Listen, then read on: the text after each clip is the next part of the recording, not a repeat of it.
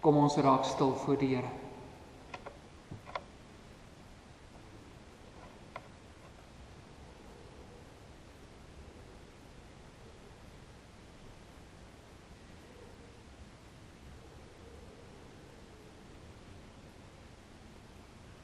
Wees nie bevrees nie, want ek is met jou. Kyk nie angstig rond nie, want ek is jou God. Geliefde gemeente, genade, barmhartigheid en vrede word ryklik aan die geskenk van God ons Vader en van Jesus Christus ons Here deur die kragtige werking van die Heilige Gees. Kom ons antwoord op die groet van die Here vanaand deur Gesang 39. Gesang 39, ons sing al 3 die verse saam van Gesang 39. Lof sing die Heer, buig voor hom neer, bewys aan hom die eer. Waar ons vanaand ook hier saam is om kerkraadslede te bevestig, is dit een van die belangrikste beginsels vir 'n kerkraadslid, om te buig. Want voor jy nie buig nie, sal jy nie kan dien nie. Gesang 39, al 3 die verse.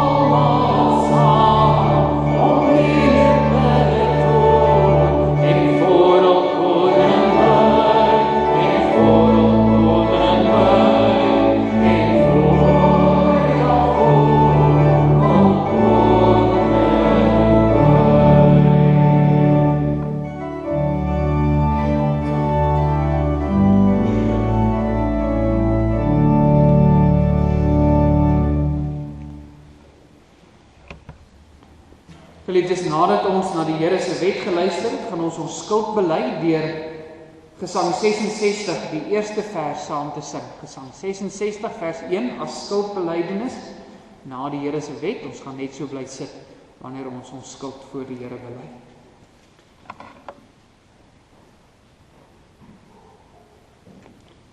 Geliefdes, wanneer ons in diens van die Here staan, is dit belangrik dat ons die Here met oorgawe sal dien. Daarom luister ons vanaand na die samevatting van die Here se wet, soos wat ons dit in Matteus 22 vanaf vers 34 kry.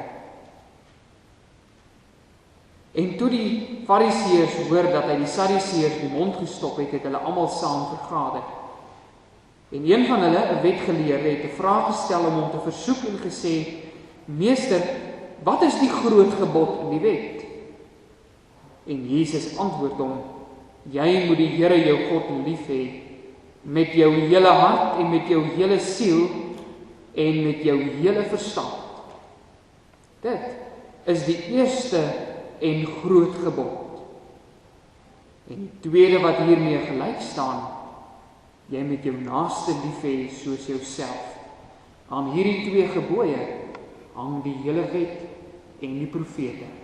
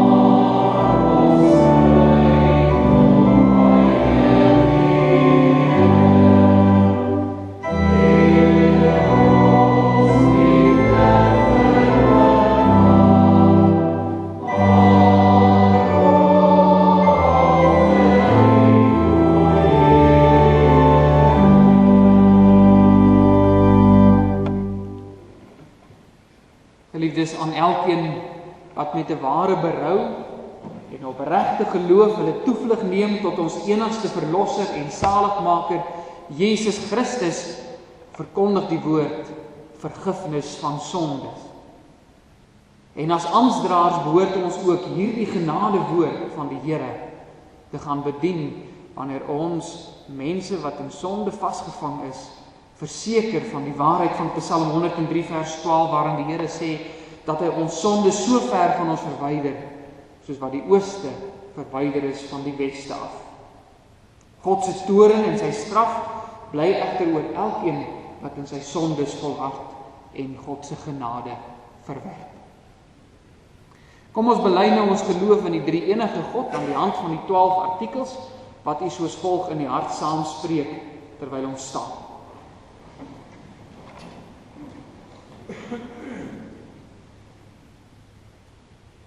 Ek glo in God die Vader, die Almagtige, die Skepper van hemel en aarde, en in Jesus Christus, sy eniggebore Seun, ons Here, wat ontvang is van die Heilige Gees, gebore uit die Maagd Maria, wat gelei het onder Pontius Pilatus, gekruisig, gestorwe en begrawe is, en ter helle neergedaal het.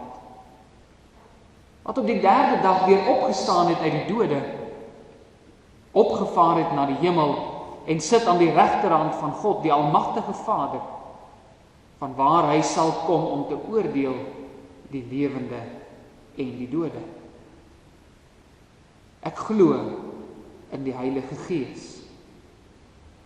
Ek glo aan 'n heilige, algemene Christelike kerk, die gemeenskap van die heiliges, die vergewing van sondes, die wederopstanding van die liggaam en 'n ewige lewe. Amen. U kan sit.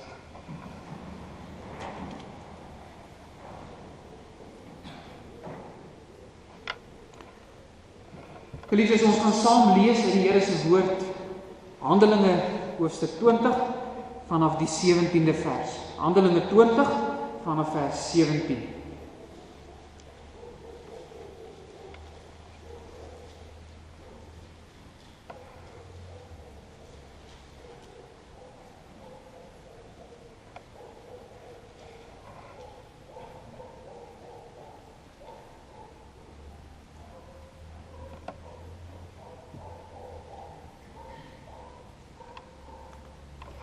Handelinge 20 vanaf vers 17.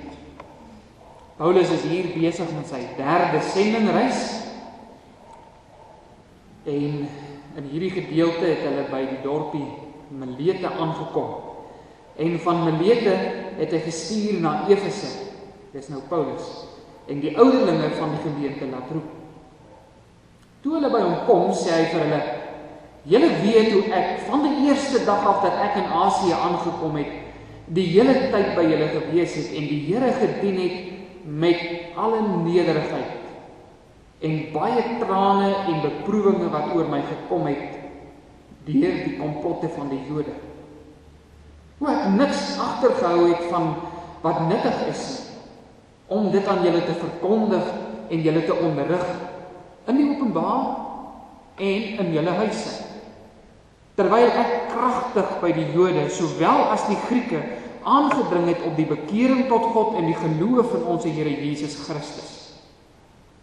En kyk, ek gaan nou gebind deur die Gees na Jerusalem. En watter dinge my daar sal oorkom, weet ek nie. Behalwe dat die Heilige Gees in elke stad kragtig getuig en sê dat boeye en verdrukking my wag. Maar ek bekommer my glad nie. En ek ag ook my lewe vir myself nie dierbaar nie, sodat ek met blydskap my loopbaan kan volbring en die bediening wat ek van die Here Jesus ontvang het, om kragtig te getuig vir die evangelie van die genade van God. En nou weet ek dat julle almal onder wie ek rondgegaan en die koninkryk van God verkondig het, my aangesig nie meer sal sien nie. Daarom betuig ek aan julle op hierdie dag dat ek rein is van die bloed van almal. Want ek het nie nagelaat om aan julle die hele raad van God te verkondig nie. Gee dan nou ag op julleself en op die hele kudde, waaroor die Heilige Gees julle as opsieners aangestel het, om as herders die gemeente van God te versorg, wat hy deur sy eie bloed verkry het. Want ek weet dit, dat na my vertrek wrede wolwe onder julle sal inkom en die kudde nie sal spaar nie. Ja, uit julle self sal daar manne opstaan wat verkeerde dinge praat om die disippels weg te trek agter hulle aan. Daarom moet julle waak en onthou dat ek 3 jaar lank nag en dag nie opgehou het om elkeen met trane te vermaan nie. En nou, broeders, dra ek julle op aan God en aan die woord van sy genade, wat magtig is om julle op te bou en julle 'n erfdeel te gee onder al die geheiligdes. Niemand se silwer of goud of klere het ek begeer nie, maar julle weet self dat hierdie hande voorsien het in die behoeftes van my en die wat by my was. Ek het julle in alles getoon dat ons deur so te arbei die swakkes moet help en die woorde van die Here Jesus moet onthou dat hy gesê het, dit is saliger om te gee as om te ontvang. En na hierdie woorde het hy neergekniel en met hulle almal saam gebid, en daar het 'n groot geween ontstaan van almal, en hulle het Paulus om die hals geval en hom gesoen. Veral bedroef oor die woord wat hy gesê het, dat hulle sy aangesig nie meer sou sien nie. En hulle het hom na die skip begelei. Dit is die woord van die Here. Geliefdes, ons teksvers by die bediening van die woord is vers 28. Gee dan ag op julleself en op die hele kudde waaroor die Heilige Gees julle as opsieners aangestel het, om as herders die gemeente van God te versorg, wat hy deur sy eie bloed verkry het. Kom ons bid nou saam.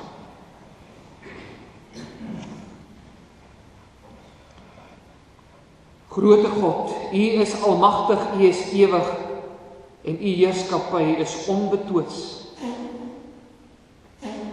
En U regeer ook U kerk, deur ons Here Jesus Christus wat aan U regterhand sit, wat die koning van die kerk is, die hoof van die kerk. Daarom weet ons, wanneer ons vanaand hier by mekaar is, dan is dit nie op grond van die gesag van die kerkraad, wat ons hier byeen is nie. Dit is nie omdat mense ons opgeroep het om hier te wees nie. Ons is hier byeen, Vader, omdat U deur die Heilige Gees in ons harte U roepstem laat hoor het, sodat ons na U huis kon opkom. Nou, ons wil vanaand voor U kom kniel. Ons wil erken en ons wil bely dat U inderdaad koning en hoof van U gemeente is. In U kerk, Here, weet ons, dit kan nooit oor onsself gaan nie, maar aan U, o Here, aan U alleen behoort die lof en die eer en die dank en aanbidding. Waar ons vanaand hier saam is om weer te hoor wat U, die koning van die kerk, dan ook vir U gemeente wil sê deur die Heilige Gees, bid ons dat U ons harte ontvanklik sal maak vir hierdie woord. Dat U met elkeen van ons sal spreek wat vanaand hier is, in die besonder die broeders wat vanaand bevestig sal word as ouderlinge en diakens, maar ook hulle wat reeds bevestig is, Here, want U herinner ons gedurig aan ons taak. Maar ons bid ook vir die gemeente, dat U ons ore sal oopmaak vir die taak van die amptdraers binne die gemeente, sodat ons ook sal weet wat om van hulle te verwag, sodat ons hulle ook verantwoordelik sal hou daarvoor, sodat ons hulle ook sal aanmoedig daartoe, en sodat ons ook vir hulle sal bid, en hulle sal opdra aan God en aan sy woord, soos wat Paulus gedoen het met hierdie ouderlinge van Efese. Spreek dan nou, Here, want ons wil luister na wat U Gees vir ons sê, in Jesus se naam. Amen.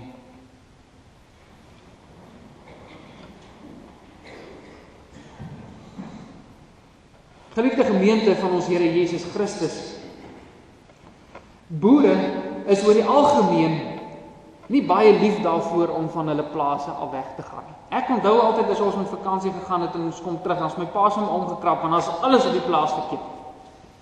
En dan sê hy vir ons, maar dis hoekom hy nie van die plaas af wil weggaan nie, want as hy terugkom, dan is niks soos wat dit moet wees nie.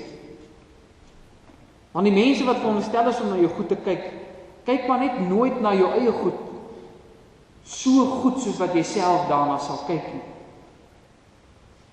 En een van die redes daarvoor is omdat hulle nie regtig 'n belang daarby het en die waarde daarvan vir jou besef nie.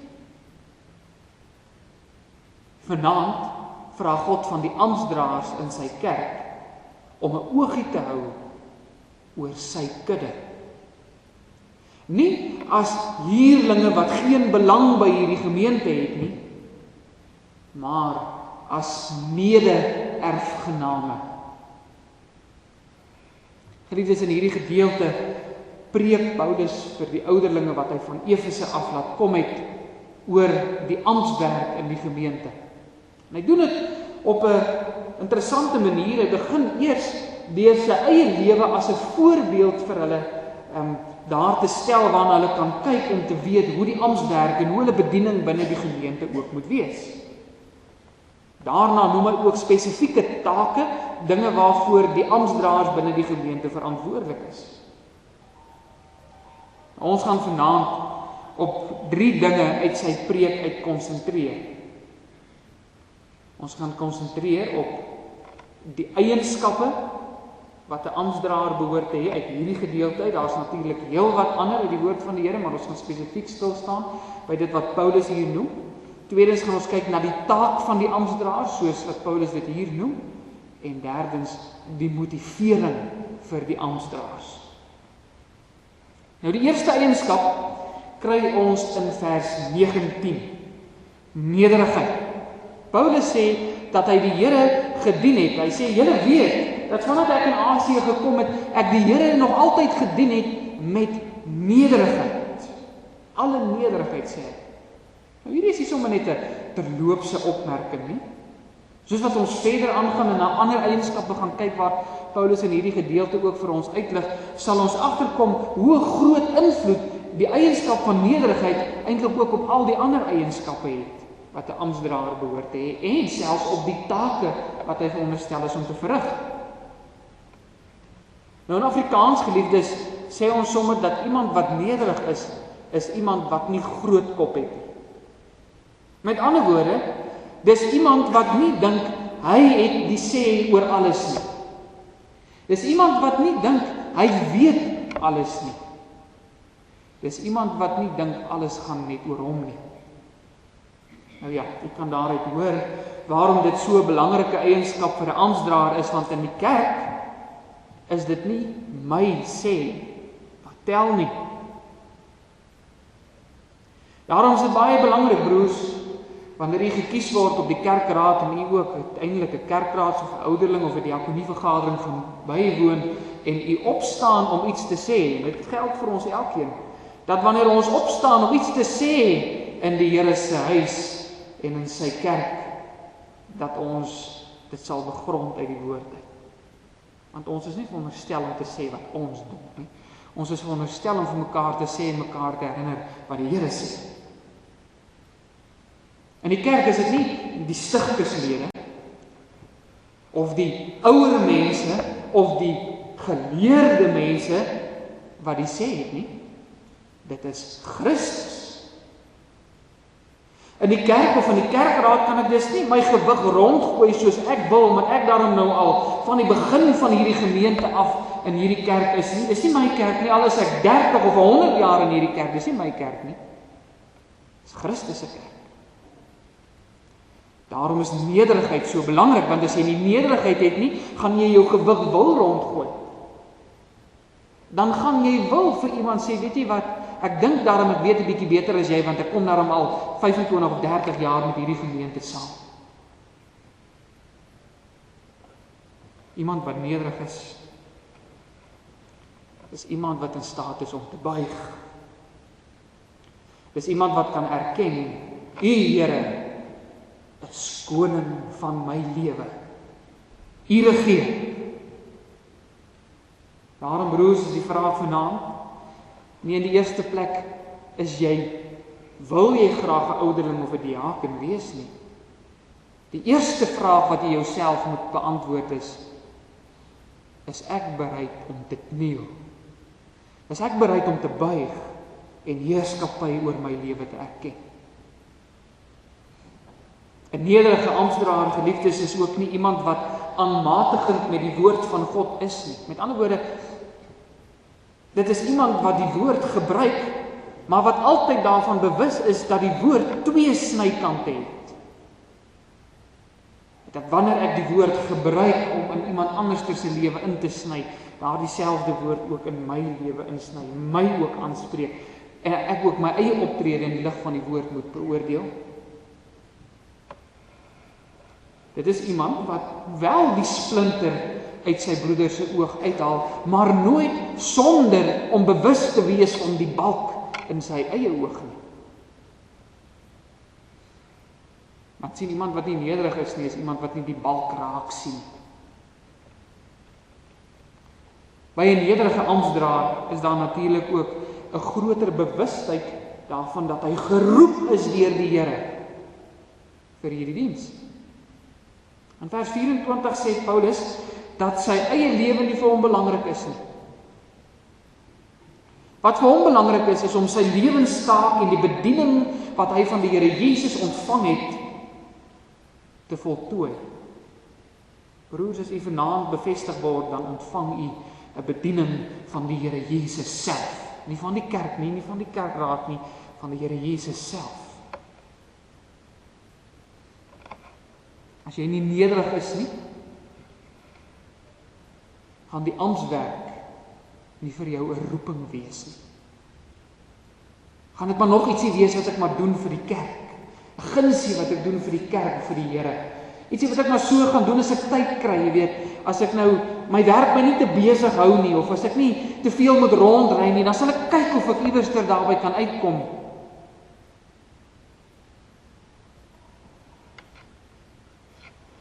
Amptswerk, my liewe broer en suster, is nie gunsies wat ek vir die Here doen nie. Dit vra nie afskeidtydjies nie. Dit is 'n roeping van God, wat net iemand wat nederig is, ten volle sal besef. Nederigheid bring natuurlik ook afhanklikheid. Paulus getuig in hierdie gedeelte hoe hy sy bediening dikwels met baie trane, spanning en beproewing, hoe dit met al hierdie dinge gepaard gegaan het. Hy sê daar was komplotte teen my gewees. Maar Paulus het nooit, ten spyte van al hierdie dinge wat met hom gebeur het hy nooit tou opgegooi in sy bediening nie. Maar hy het net van krag tot krag voortgegaan. Hoekom? Want hy het geleer wat dit beteken om nie op homself te vertrou en op homself staat te maak en in sy eie kragte oplossings te gaan soek vir sy probleme nie.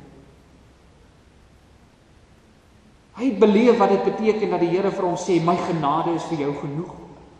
En dit het alleen gebeur omdat hy nederig was. Iemand wat trots is, geliefdes, weet nie wat dit is om afhanklik te wees nie. Iemand wat trots is, sê, ek sal self regkom. Ek sal dit kan doen.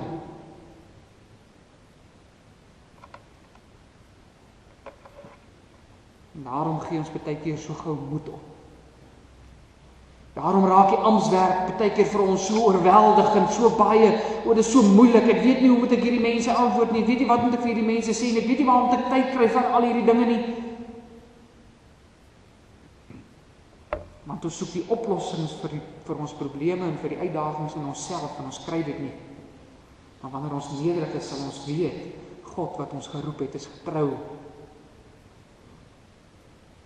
In vers 35 herinner Paulus die amptsdraers daaraan dat dit ook saliger is om te gee as om te ontvang.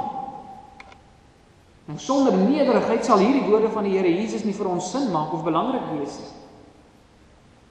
Want dan sal dit net oor onsself gaan. Dan gaan dit daaroor oor wat doen die kerk vir my? Wat doen die Here vir my voordat ek vir die Here iets wil doen? Maar die Here Jesus leer ons, dis saliger, met ander woorde, dis beter.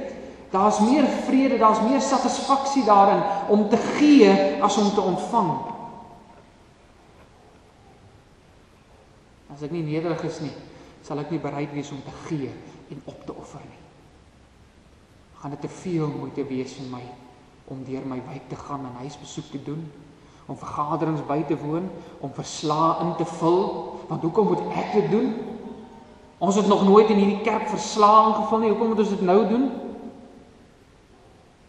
Dit is net vir my 'n las. Nederigheid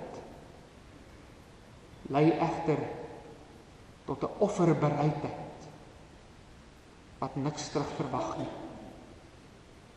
Die tweede eienskap wat Paulus beklemtoon, gemeente, is dat daar by amptdraers ook openhartigheid moet wees in die verkondiging van die woord. In vers 20 sê Paulus dat hy niks teruggehou het van dit wat vir die gemeente nuttig is nie. Dit wat julle nodig het nie. Ek het nog altyd vir julle gegee dit wat julle nodig gehad het. Paulus was nie soos die valse leraars teen wie hy die gemeente hier waarsku wat God se woord verdraai het of sekere waarhede teruggehou het nie. Hy het die woord bedien sodat God se kinders daardeur gevoed kon word en in die geloof kon opgroei. Ook hierdie eienskap is gebou op die fondament van nederigheid. Want sonder nederigheid sal ons die woord van die Here verkeerd hanteer en sal ons dit misbruik tot ons eie voordeel. Dan raak die woord 'n sambok waarmee ek ander mense wil bykom. Geliefdes, amptdraers is manne wat God se woord tydig en ontydig moet spreek. Dis wat Paulus vir Timoteus geskryf het, maar hoor wat bedoel hy daarmee? Ons dink baie keer, as Paulus sê, verkondig die woord tydig en ontydig, dan bedoel ek, wanneer dit vir hierdie persoon tydig is, dan moet ek die woord aan hom verkondig. En wanneer hy dit nie wil hoor nie, met ander woorde, wanneer dit ontydig vir hom is, dan moet ek dit ook verkondig. Ja, dit beteken dit, maar Paulus bedoel ook daarmee, wanneer dit vir jou tydig en ontydig is. So ja, wanneer jy huisbesoek gaan doen, verkondig die woord, maar ook wanneer dit vir jou ontydig is, wanneer jy nou huisbesoek doen en jy kom agter, hier is 'n saambleiery of hier is 'n rondslapery of hier is iets wat nie reg is nie volgens die Here se woord, dan is dit 'n bietjie ontydig vir my, dan is ek nou 'n bietjie versigtig, dan wil ek nie altyd hieroor praat nie, oor mense wat nie kerk toe kom nie, want hoe gaan ek hulle nou aanspreek? Ek wil nou nie aanstoot gee nie. Dis ontydig. Die Here sê, verkondig my woord tydig en ontydig. Moet dit nie oor jou gemak gaan nie. Ons kan dus nie stil bly oor dit wat verkeerd is nie.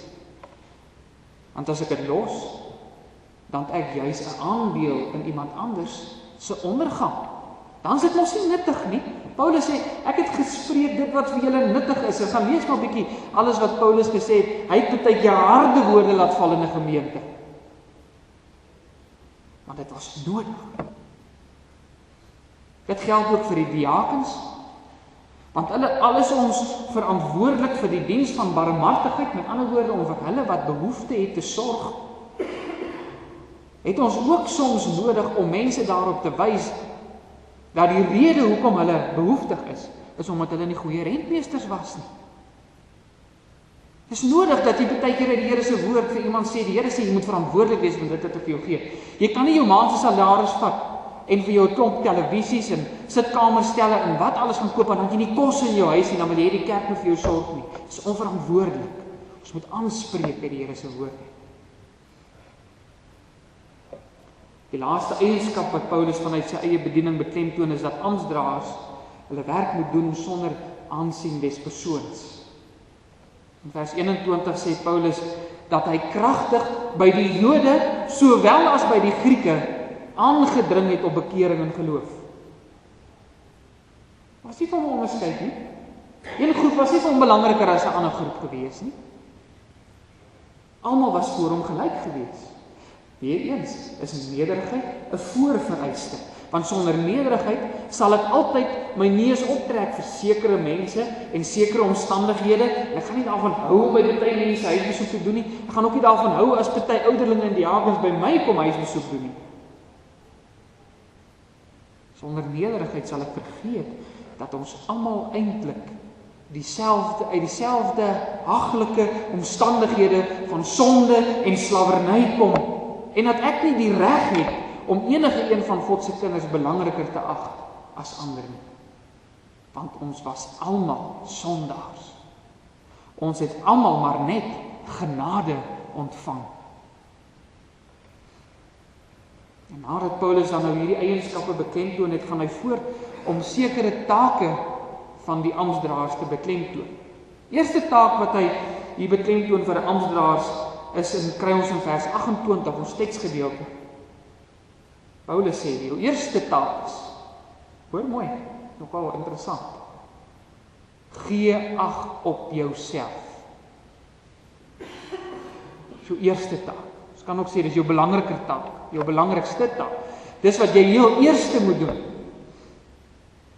Dit kan ook vertaal word met wees wakker of wees opmerksaam ten opsigte van jouself. In gewone Afrikaans sou ons soms kon sê, vee eers voor jou eie deur. Begin by jouself. Petrus sluit sterk hierby aan in sy brief, wanneer hy die amptdraers daarop wys en vir hulle sê, julle behoort voorbeelde vir die gemeente te wees. Waarin? Voorbeeld in leer en in lewenswandel. En dit wat ek verkondig, die dinge wat ek sê en ook die dinge wat ek doen, my lewenswandel. 'n Voorbeeld te wees in erediens bywoning, 'n voorbeeld te wees in nederigheid, 'n voorbeeld te wees van liefde en omgee en uitreik na mekaar toe. 'n Voorbeeld te wees van iemand wat stry teen sonde en dit oorwin in die naam van die Here Jesus. In 1 Timoteus 3 beklemtoon Paulus ook hierdie gedagte, as hy skryf dat die ouderlinge onberispelik moet wees en die diakens waardig. Dis gewigtige woorde. Eintlik broers, as jy vanaand hier so sit en jy so 'n bietjie kriebelrig, dan is dit reg. Onberispelik. Waardig. Wie is? Dit beteken natuurlik nie dat amptdraers sondeloos moet wees nie, maar wel dat hulle optrede eg en geloofwaardig moet wees.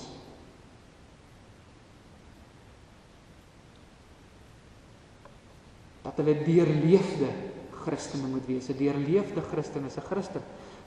Is iemand wat nie net 'n Christen is as hy 'n swart pak en 'n wit das aan het. Mense soek nie ouderlinge en diakens wat geen sonde doen nie, maar hulle soek wel ouderlinge en diakens wat vir hulle wys hoe lyk dit wanneer iemand erken daar sonde in sy lewe. Hoe lyk dit wanneer iemand erken ek maak ook foute.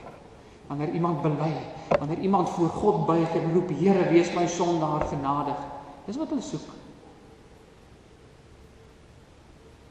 Dis wat hulle nodig het. Ek moet vinniger wees om die foute in my eie lewe uit te wys as in ander mense se lewens. Maar ek moet ook bereid wees om dit te bely, daarteen te stry, dit te laat staan. Vers 28 sê dat die amptdraers in die tweede plek ook ag moet gee op die kudde van die Here. Wees dus opmerksaam, weet wat aangaan in die gemeente. Nou elke amptdraer het 'n klein stukkie van die gemeente wat aan hom toevertrou is in die vorm van 'n wijk of 2 wyke wat aan hom gegee word. Dit beteken ek moet weet wie is my mense, waar is my mense, wat doen my mense? Nie omdat ek daar wil skinder of omdat ek my neus in ander mense se sake wil insteek nie. Maar onthou u wat het Kain vir die Here gevra toe God by hom gekom het en vir hom gesê het, waar is jou broer Abel? Toe vra hy vir die Here, is ek my broeder se hoeder? Moet ek my broer oppas? Ja, my broer, jy moet. Ons moet mekaar oppas. Ons is vir mekaar verantwoordelik. Om te gee vir God se kudde beteken eerstens dat ek hulle sal voed. Vir die ouderlinge beteken dis dat ek sal help om die gemeente toe te rus en op te bou vanuit God se woord. Dat ek dus ook gestruktureerd sal wees wanneer ek gaan huisbesoek doen. Dat ek goed sal voorberei wanneer ek gaan huisbesoek doen. Dat ek nie maar net 'n ou stukkie lees wat vir my mooi is nie, maar dat ek regtig sal opbou in die geloof, dat ek sake sal kan aanspreek wat aangespreek moet word. Vir die diakens beteken dit Ek moet weet waar die nood is,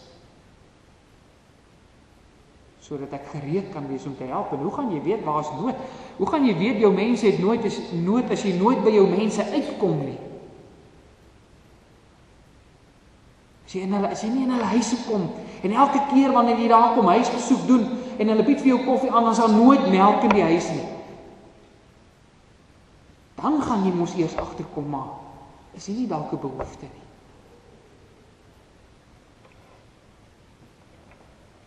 Vers 35 sê Paulus, dat die swakkes in die gemeente gehelp moet word. En hierdie hulp, broers en diakens, gaan nie net daaroor dat iemand broodgebrek het nie. Soms is dit geestelik van aard. Soms is dit 'n drankprobleem, 'n dwelmmisbruik, huweliksprobleme, wat van mense noodlydendes maak. Dalk is dit omdat hulle oud is en nie meer noodwendig oor die weg of by die kerk kan uitkom nie. Ek moet van hierdie dinge weet nog voor die dominee daarvan weet. In vers 29 en 30 waarsku Paulus die amptdraers teen valse leraars. Hy sê vir hulle dat hulle soos wrede wolwe is wat die skape van die Here gaan verskeur. Hulle gaan nie net van buite die kerk kom nie, hulle kom baie keer ook van binne die kerk uit. Hulle skelm, die skape sien hulle nie altyd raak nie. Maar julle moet ag gee op die kudde van die Here. Julle is die herders. Julle moet waaksaam genoeg wees dat julle die skape kan waarsku. Dit impliseer natuurlik dat ons God se woord sal ken, geliefdes. Ek meen, as die Jehova getuies, een van die lidmate in een van my wyke, die mekaar maak met die onwaarhede wat hulle verkondig, die dwaalleer wat hulle bring, hoe gaan ek hulle help as ek nie self weet wat sê die Jehova getuies en hoe antwoord 'n mens op so iets nie? Ek moet dus toegerus wees. Ja, ons is nie almal dominees nie, ons is nie almal gaan leer van al hierdie goed nie, maar begin lees. Lees jou Bybel. Jou woord die woord van God moet jou verlustiging wees. Moenie net die deeltjies lees wat vir jou bekend is nie, begin weier lees. Begin so lees dat jy kan vra antwoord. Ons behoort die opleidingsgeleenthede wat gereël word deur die kerkraad by te woon, want daardeur rus God ons toe. Jy gaan dit ook vanaand beloof, jy gaan beloof om by hierdie geleenthede verder toegerus te word. Ons sukkel altyd om die kerkraadslede almal te kry om hierdie geleenthede by te woon, want hulle dink, ag, ek het dit nie nodig, man, ek weet hoe my ouderling of 'n diaken te wees, ek was al jare op die kerkraad gewees, wat gaan hulle my nou leer? Ons fokus juis op verskillende aspekte van die bediening, en is net so goed vir die susters in die gemeente, en enige lidmaat om hierdie geleenthede te kom bywoon, en ook daardeur toegerus te word, sodat ons ook kan besef, waarvoor ons manne hulle inlaat. Weet jy, in Amerika is daar sekere gereformeerde kerke waar jy nie 'n ouderling kan word, kan nie gekies word as 'n ouderling, weet hulle werk nie daar soos ons. Ons werk ons so, as ons ouderlinge en diakens kies, dan sê ons, so gooi deur die gemeentelys, die het nog nie beurt gehad.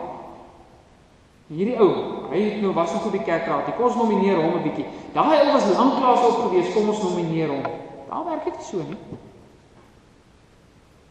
Daar kies hulle ouderlinge uit 'n pool van manne wat elkeen al 'n 3 jaar diploma kursus gaan loop het. Daar uit kies hulle ouderlinge. Want hulle is toegerus. Ons laat te veel van die amptswerk maar op die dominee se skouers neerkom, maar die dominee is mos daar, die dominee sal maar die antwoorde kom gee, die dominee sal maar met die mense oor hulle probleme kom praat. Broers, as ons vanaand hier sal wees, het die Here nie net vir die dominee gesê, jy is die herder nie. Het vir die amptsdraers gesê, julle is die herders van die gemeente. Paulus gee selfs vir ons praktiese raad oor hoe om te waak oor die kudde. Hy sê in vers 27, ek het nie nagelaat om die hele raad van God aan julle te verkondig. Met ander woorde, hy het God se woord oor elke aspek van die lewe laat spreek. Hy het nie net gepraat oor God se liefde en God se genade. Hy Hy het ook gepraat oor God se regverdigheid en God se oordeel. Hy het gewaarsku en hy het getroos. Hy het hierdie woord in die openbaar verkondig, sê hy, maar hoor hierdie belangrike beginsel wat hier in vers 20 kom, en Paulus sê, en ek het dit in julle huise gedoen. In julle huise. Paulus het huisbesoek gedoen.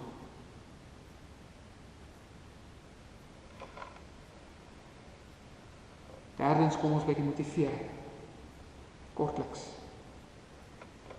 Amptdraers moet ook ag gee op die kudde om hulle te versorg, want hulle is God se gemeente wat hy deur sy eie bloed verkry het, skryf Paulus. En ons kan die gedeelte ook so vertaal dat die gemeente van God wat hy deur sy enigste se bloed verkry het.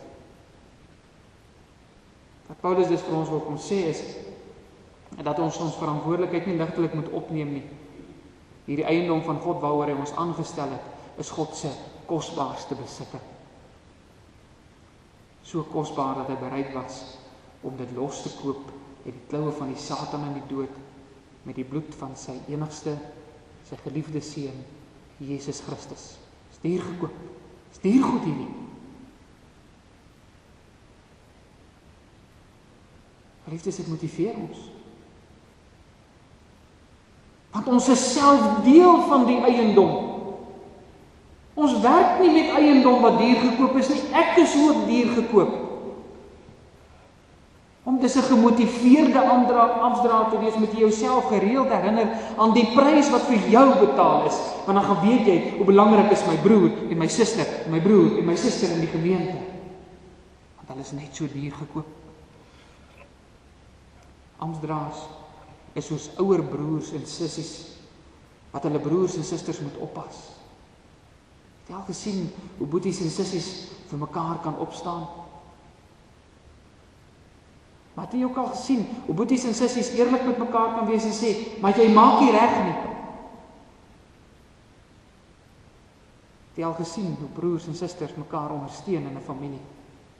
Dis wat God van ons vra. Ons Hemelse Vader stel ons as amptdraers, as toesighouers aan om sy familie, sy kinders te beskerm en te versorg. Ons is nie die vader van hierdie gesin nie, maar ons is gegee om hierdie gesin te versorg. Ons doen dit omdat ons lief is vir die Vader en vir sy kinders, want dit is my gesin. Skryf verder motivering in vers 28. As Paulus sê, julle is deur die Heilige Gees van God aangestel in die gemeente as amptdraers. Ons glo dat die Heilige Gees deur die gemeente gewerk het toe ons gekies is. Daarom aanvaar ons as gemeente ook die gesag van God wat deur die amptdraers aan ons bedien word. Alhou ek nie noodwendig van iemand wat op die kerkraad is nie. Aanvaar ek dit wanneer hy my uit die Bybel uit aanspreek of onderrig. Ek doen dit, want ek weet, dis die Heilige Gees wat deur sy woord spreek. Al gebruik hy 'n sondare mens om daardie woord aan my te bring.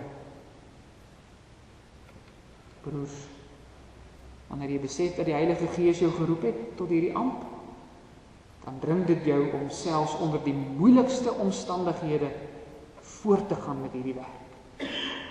Paulus sê vir die ouderlinge, hy sê, ek weet nie of julle my weer gaan sien nie.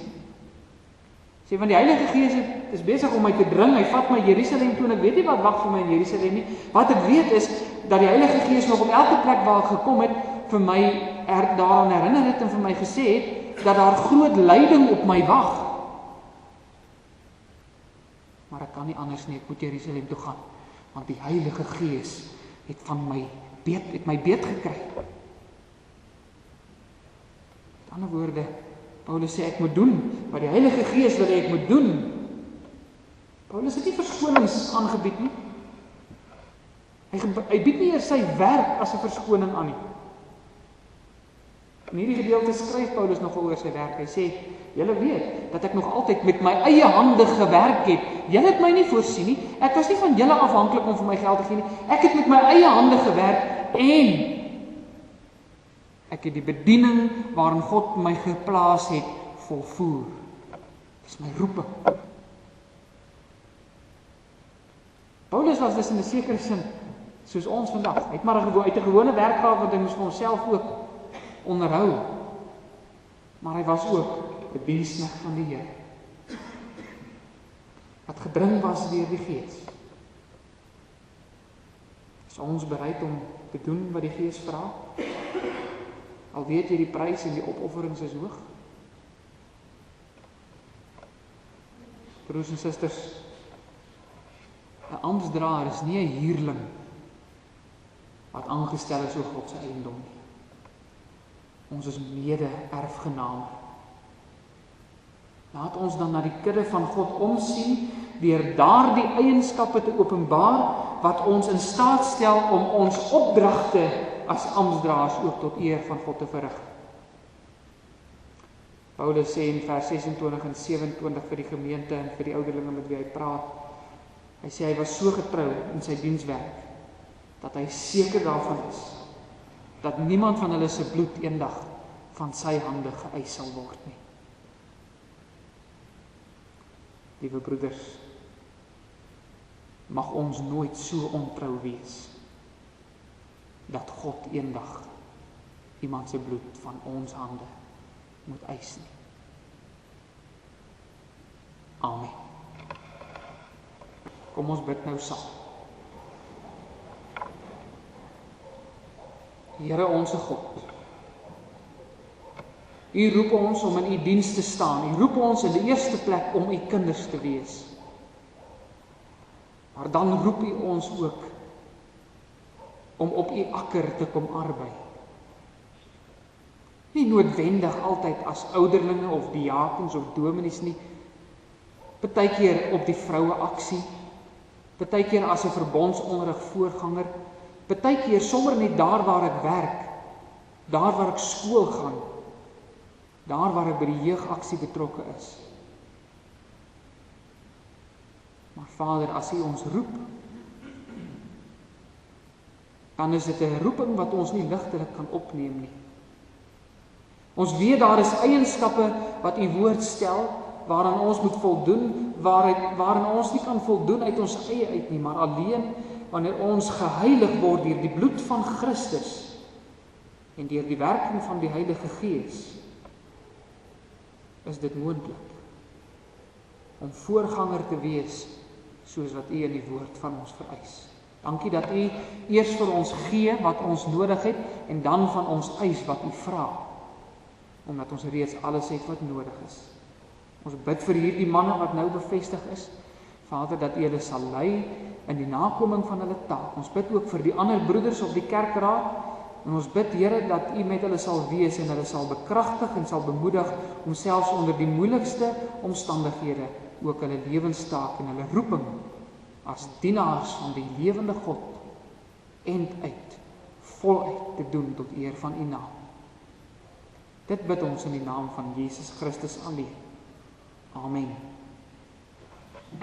Geliefdes, kom ons blaai nou na Gesang 273, Gesang 273, dan antwoord ons daarmee op dit wat die Here vir ons gesê het in sy woord. Ons sing die eerste, die derde en die vierde vers. As hy ons roep tot sy diens, hoe sal ons dit mag weier?